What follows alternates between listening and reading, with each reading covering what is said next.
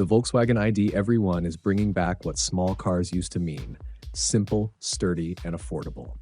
Rolling off the line in France starting 2027, this five-door hatch is Volkswagen's sub-$22,000 EV, about €19,995, and it's built for real-world urban life, not headlines. Power comes from a 70-kilowatt motor, 95 horsepower, with front-wheel drive, and a 38 kilowatt-hour lithium iron phosphate battery. You'll get up to 250 kilometers or 155 miles on the WLTP cycle, though expect closer to 130 miles, around 210 kilometers, when factoring in stoplights, cold weather, and weekend grocery hauls. Top speed, 130 kilometers per hour or 81 miles per hour. 0 to 62? Somewhere between 10 and 13 seconds. Not quick, but quick enough for daily errands. It's built on VW's cost-conscious MEB Entry platform, meaning it's light, efficient, and engineered to keep prices down. But it's not bare bones.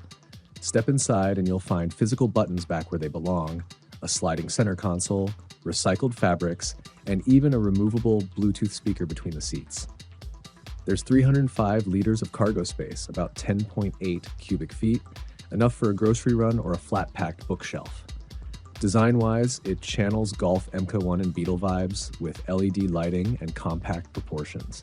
It seats four comfortably and ditches flashy gimmicks for real-world features. The LFP battery chemistry adds heat resistance and longer life, great for the stop-and-go cycle of city driving.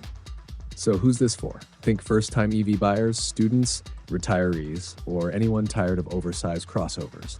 For the price of a mid-tier e-bike in some cities, you get a fully enclosed, fully electric hatchback with real range and everyday usability. No, it's not coming to the US, and it won't set track records. But for urban Europe, the ID EVERY1 could be the sensible EV people have actually been waiting for.